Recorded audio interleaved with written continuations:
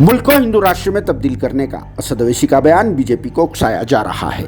Secretariat में मसाजिदों की शहादत का मामला, चीफ मिनिस्टर के चंद्रशेखर राव से मुलाकात करने का फिर से एक बार किया ऐलान। न जाने कब होगी यह मुलाकात। जब भी नमरूद, फिरौन और यजीद आया, अल्लाह ने मूसा, इब्राहिम और हुसैन को पैदा किया। ये हुकूमत है जिसके प्रधानमंत्री नरेंद्र मोदी हैं। वो सेकुलरिज्म को खत्म करके हिंदू राष्ट्र को कायम करना चाहते हैं, मगर हमको नाउम्मीद होने की जरूरत नहीं है। सेक्रेटेरिएट की इन्हदामी कार्रवाई के दौरान दो मसाजिदों की शहादत का मसला दिन ब दिन शिद्दत इख्तियार करता जा रहा है। खासकर यह मसला सदर मजलिस असद ओवैसी के लिए काफ़ी तकलीफदा भी बन चुका है, क्योंकि इनके अपने खिले में ही इनकी ताईदी व बरसर इख्तिदार हुकूमत चलाने वाली TRS पार्टी के दौर में ही अंबरपेट में मस्जिद खाना को शहीद करने के बाद अब सेक्रेटेरिएट में दो मसाजिदों को शहीद कर दिया गया। और इस अफसोसनाक वाक़े पर सदर मजलिस की तरफ से किसी भी तरह का कोई रिएक्शन न देने और फिर इसके खिलाफ किसी भी तरह से एहतजाज को बुलंद न करने पर हिंदुस्तान भर के मुसलमानों में इनके खिलाफ शिद्दत के साथ नाराज़गी पाई जा रही है। और फिर मुसलसल इनके खिलाफ मसाजिदों के मामले पर खामोशी के सबब कमेंट्स भी किए जा रहे हैं।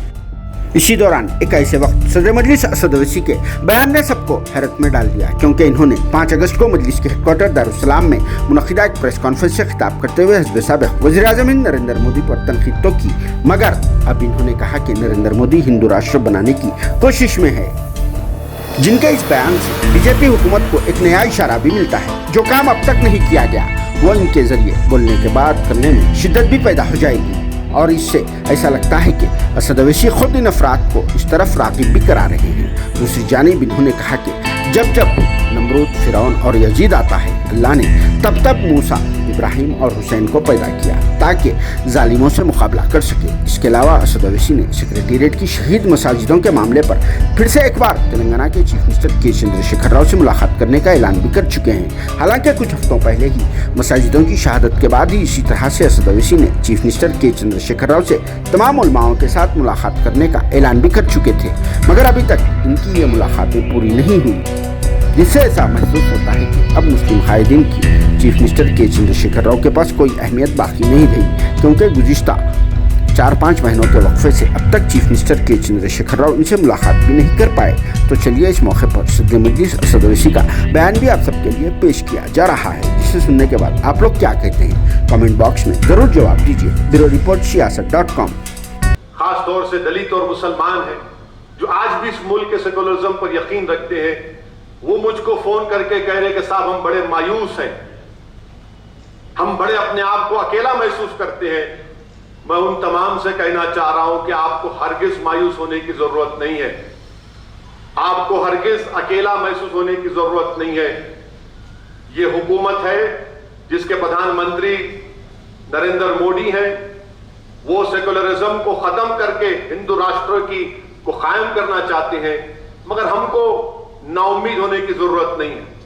मुझे यकीन है कि आज भी हमारे मुल्क इंडिया में ऐसे करोड़ों हमारे हिंदू भाई हैं जो हिंदुत्व की आइडियोलॉजी को नहीं मानते और कभी नहीं मानेंगे। मुझे यकीन है कि हम और वो और दलित हमारे भाई जो कभी नहीं मानते हिंदुत्व की आइडियोलॉजी को, ये वक्त जमहूरी तरीके से हिंदू राष्ट्र के रास्ते को जो कयाम किया जा रहा है, उसको एस्टैब्लिश किया जा रहा है, उसको डेमोक्रेटिक तरीके से रोकने की जरूरत है।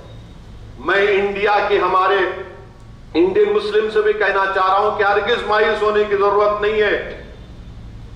हस्बुनल्लाह व निअमल वकील, आपको हरगिज मायूस होने की जरूरत नहीं है। हमारा काम जिद्दोजहद करना है, हम जिद्दोजहद करते आए हैं।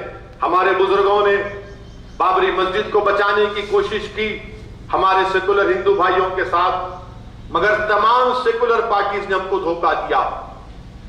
आज भी हमको कोशिश करना है। मैं आपसे यह कहना चाह रहा हूं कि इंसानियत की तारीख गवाह है कि जब कभी भी नमरूद आया, जब कभी भी फिरौन आया और जब कभी भी यजीद आया, तो अल्लाह ने हुसैन को पैदा किया, अल्लाह ने मूसा को पैदा किया, अल्लाह ने इब्राहिम को पैदा किया।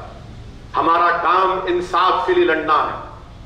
ये बाबरी मस्जिद की लड़ाई इंसाफ की लड़ाई है, ये कोई मुसलमानों की लड़ाई नहीं है। ये भारत के संविधान को बचाने की लड़ाई है, ये भारत इंडिया की रूह को बचाने की लड़ाई है। और ये जद्दोजहद हमको जारी रखना पड़ेगा।